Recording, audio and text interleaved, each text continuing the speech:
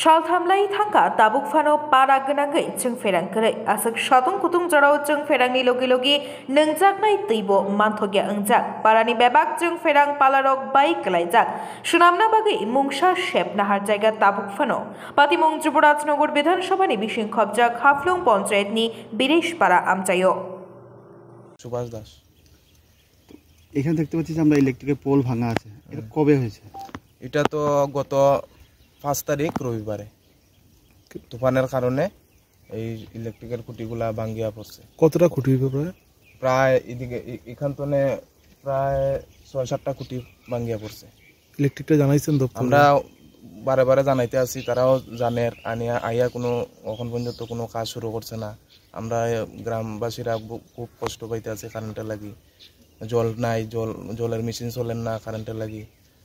জল কত পরিবার প্রায় 100 পরিবার গ্রামের মধ্যে বাড়িঘর আছে। এটা কোন গ্রাম? এটা হলো হাফলং গ্রাম 7 নম্বর ওয়ার্ড হাফলং পঞ্চায়েতে।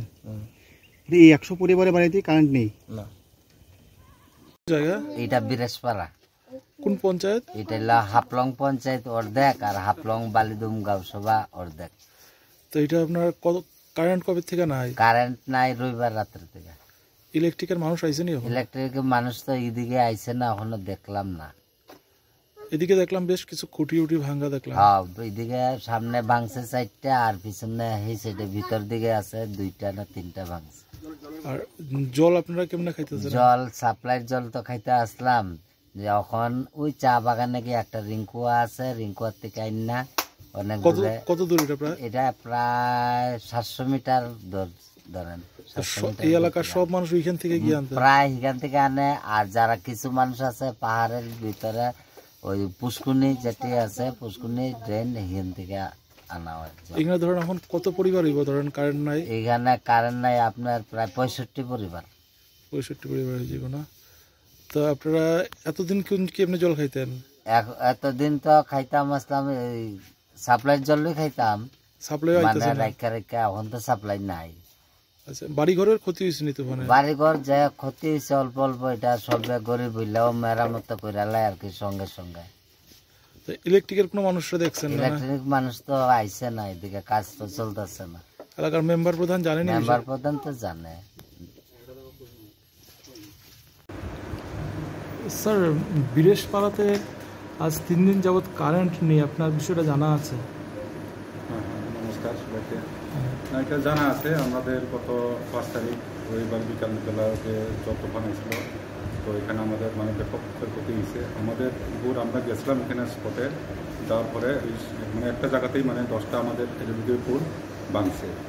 এছাড়া আমরা আরও বিভিন্ন জায়গাতে আরও একটি লাইনও ভাঙছে বিভিন্ন জায়গাতে।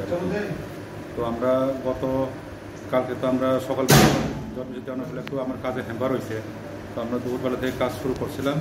কাজ শুরু করে এখন মোটামুটি আমরা 70 থেকে 80% আমরা পাওয়ার দিতে পারছি।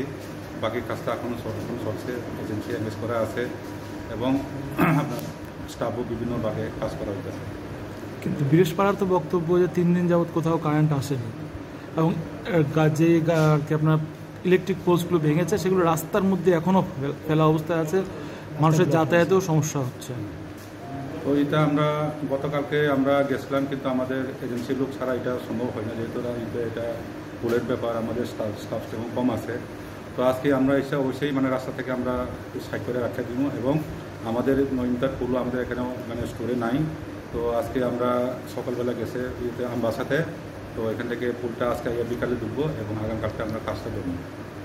কবে নাগাদ আপনার খুঁটিগুলো পরিবর্তন করা হবে? খুঁটি ধরেন কালকে যদি একদিন হয়, মোটামুটি কালকে পরশুর মধ্যে কাজটা হয়ে যাবে, 2 দিনে কাজটা হয়ে যাবে। কালকে যদি সম্ভব না হলে পরশু দিন অবশ্যই আমরা চেষ্টা করবো। গত রবিবারে ভাঙা হলো, এখন পর্যন্ত স্যার খুঁটি আনলেন না আপনারা? না, অ্যাকচুয়ালি আমাদের মানে যুবরাজনগর এবং আমাদের দমনগর ডিভিশন এবং সার্কেলেই 9 মিটার ফুল শর্টেজ আছে নাই। এর জন্য কালকে আমি ডিজন সালের কথা কইয়া আমরা আজকে সকালবেলা পাঠাইছি আমবাসাতে। আমার থেকে এখন গাড়িতে দূর হইতেছে খুঁটি, এটা বিকালে ঢুকবো এবং কালকে থেকে আমরা কাজটা করতে পারবো।